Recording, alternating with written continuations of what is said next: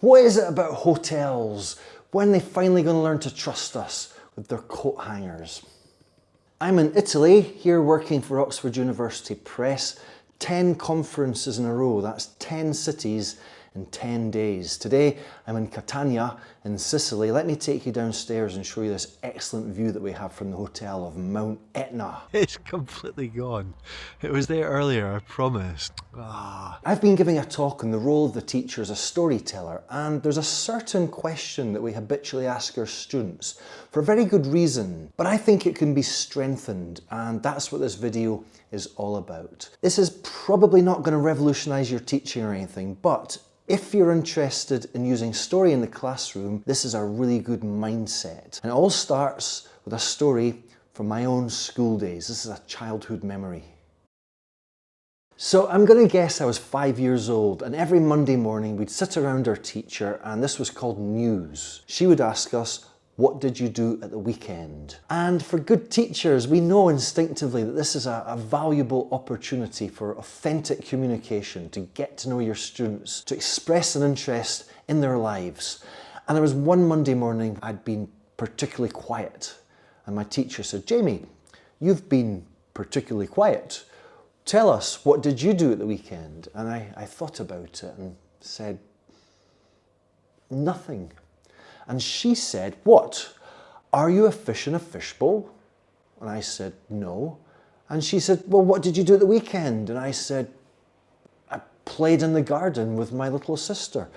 And she said, well, why didn't you say that then? That's the sort of thing we want to hear. But even as a 5-year-old kid, something instinctively told me that playing in the garden with your little sister is not exactly a newsworthy event. And years later, as a teacher, and you're probably the same, we notice that that question, what did you do at the weekend, so often leads to these weak answers. I stayed at home, went to the cinema, visited my parents, etc. But what about that answer, that response, are you a fish in a fishbowl? What do you suspect my teacher meant by that? I've spent a lot of time thinking about this. I think that what she was saying is that only a fish in a fishbowl would have no stories to share. And I don't know if I agree with that. I think it's a little bit unfair to fish to say that. It's fishist.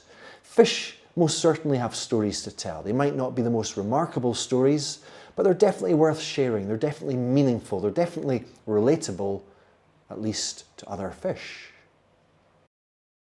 So this is an idea that I shared with many students and trainees over the years. Quite simply, encourage them to come to class with a fishbowl story, especially in the first day after the weekend. Now, a fishbowl story should be unremarkable, but it should be meaningful, relatable, and worth sharing. A fishbowl story could be something that you witnessed, something funny that you saw, a discovery that you made, something new that you tried, a conversation that you had, an old memory that you reconnected with. Could be a coincidence story, a current dilemma that you have, a good photograph that you took, or a film that you've seen, or a book that you've finished.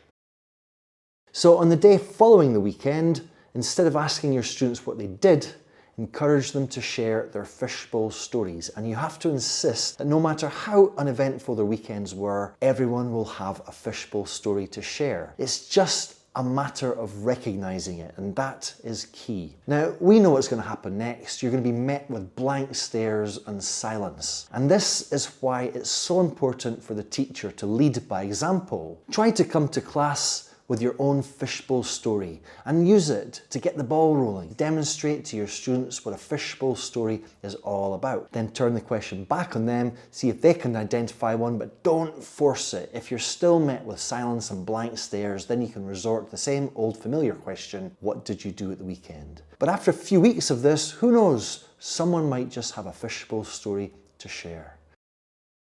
You know, it's really funny, there's a second part to that story, and this happened a few weeks or months later. I don't exactly remember, but again, it was Monday morning. I'd been particularly silent. My teacher said, Jamie, you've been particularly silent. What did you do at the weekend?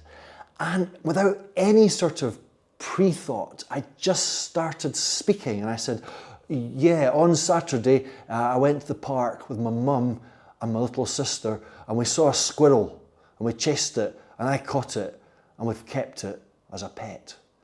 And then my teacher said, Jamie, you've been particularly silent. What did you do at the weekend? And I said, yeah, on Saturday, I went to the park with my mum and my little sister, and we saw a squirrel, and we chased it, and I caught it, and we've kept it And immediately my teacher said, "Don't tell lies, Jamie." And I remember thinking, how on earth did she know that that was a lie? What is this witchcraft? And what are the rules of this game anyway? Wouldn't it have been a bit more fun if she'd gone along with it, humoured me, asked some questions, see where I took it? I don't know. Anyway, thank you for watching, and we'll see you next time. Bye-bye.